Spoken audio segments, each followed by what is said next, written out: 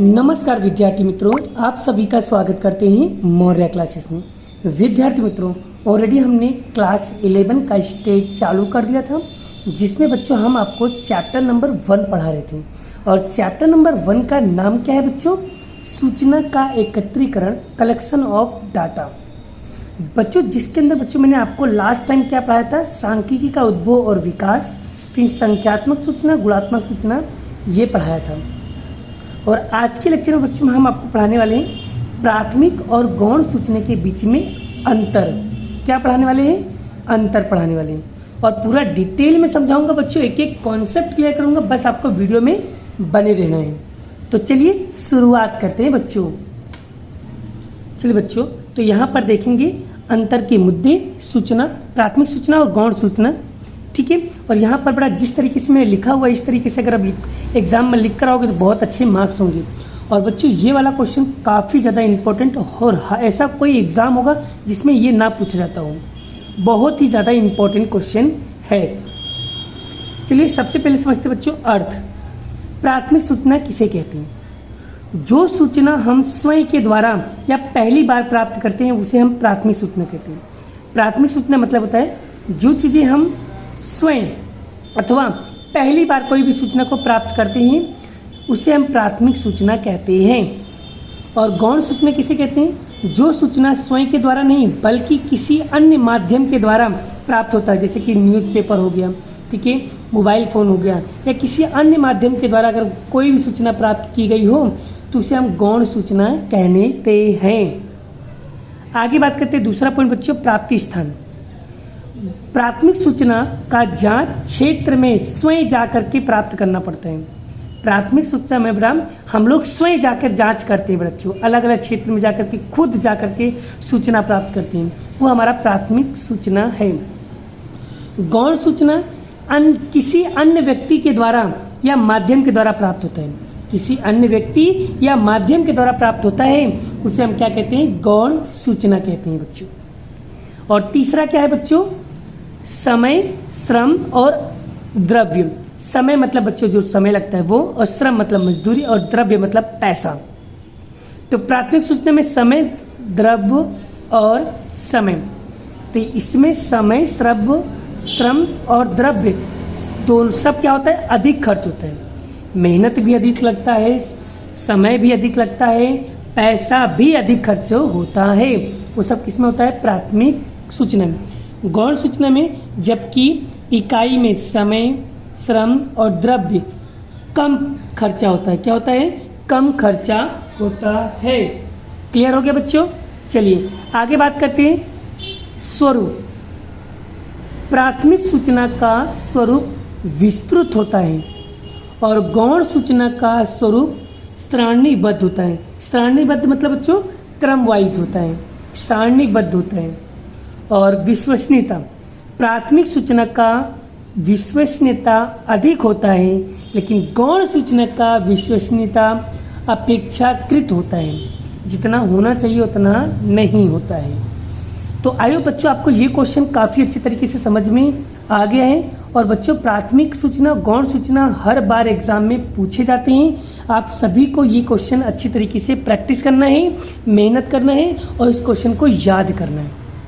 आगे बात करते हैं बच्चे नेक्स्ट क्वेश्चन। नेक्स्ट क्वेश्चन क्या लिखा है बच्चों? यहाँ पर क्या लिखा है? प्राथमिक सूचना के प्राप्त करने की पद्धतियाँ। बच्चों वैसे तो प्राथमिक सूचना को प्राप्त करने की 3 पद्धतियाँ हैं। पहला है प्रत्यक्ष, दूसरा है अप्रत्यक्ष, तीसरा है प्रश्नावली। प्रत्यक्ष मतलब डायरेक्ट जा करके बड़ा सूचना प्राप्त करना, वो प्रत्यक्ष। अप्रत्यक्ष मतलब अपने द्वारा नहीं, कि जैसे कि मोबाइल के द्वारा, ठीक है, वीडियो कॉलिंग के थ्रू आप बात करो तो वो क्या होगा? अप्रत्यक्ष। और प्रश्नावली मतलब बच्चों जैसे कि मान लो मैंने पेपर बनाया और वो कुरियर के द्वारा भेजा गया, तो वो कैसा होगा बच्चों? प्रश्नावली के द्वारा। क्लियर? और बड़ा इसके बारे में हम बाद में डिस्कस करेंगे, क्योंकि ये एग्ज़ाम में बहुत ही कम पूछा जाता है। लेकिन जो सबसे ज़्यादा एग्ज़ाम में पूछा जाता है बच्चों, वो क्वेश्चन का नाम है आदर्श प्रश्नावली। क्या नाम है बच्चों? आदर्श प्रश्नावली। और आदर्श प्रश्नावली बच्चों एग्ज़ाम में आपको यही 7 पॉइंट लिखना रहेगा, और बहुत ही ज़्यादा इम्पोर्टेंट है बच्चों, हर बार पेपर में पूछा जाता है। चलिए पहला पॉइंट क्या लिखा है बच्चों? प्रश्नावली शीर्षक आकर्षक एवं स्पष्ट होना चाहिए। जो प्रश्नावली बच्चों उसका जो शीर्षक है वो एकदम अट्रैक्टिव दिखना चाहिए, एकदम बड़े बड़े अक्षरों में एकदम स्पष्ट लिखा हुआ होना चाहिए, ऐसा प्रश्न होना चाहिए। दूसरा, प्रश्नों की भाषा बच्चों कैसी होनी चाहिए, एकदम सरल होना चाहिए, अनपढ़ इंसान भी उसे समझ सके बच्चों, इस तरीके से भाषा होना चाहिए। प्रश्नों की जो भाषा है वो एकदम सरल होनी चाहिए।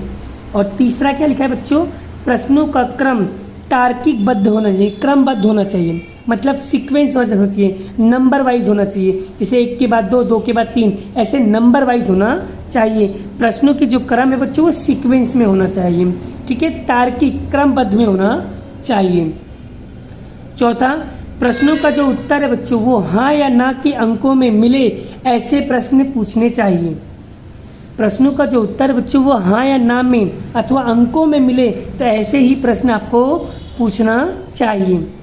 और पांचवा, उत्तरदाता भूतकाल में से संबंधित प्रश्नों से पूछने से बचना चाहिए।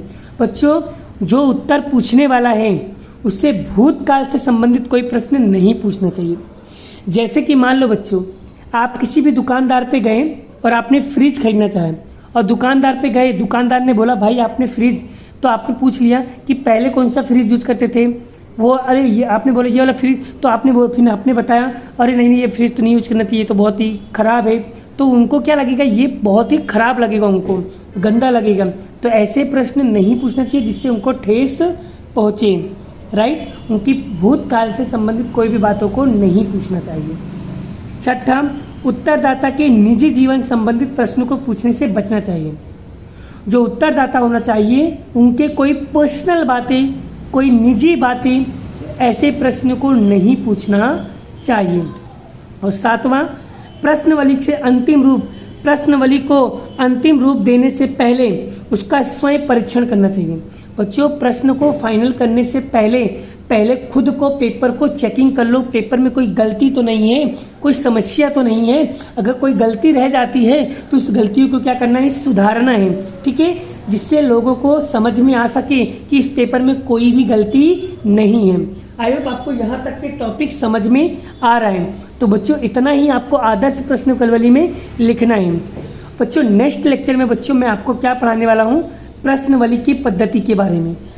फिर उसके बाद बताऊंगा बच्चों और भी जितने टॉपिक होंगे, इसे टॉपिक बाय टॉपिक बड़ा मैं आपको समझाऊंगा तो आपके कॉन्सेप्ट क्लियर हो जाएंगे, ठीक है। जो मेन इंपॉर्टेंट टॉपिक था वो तो मैंने आपका कवर कर ही दिया है।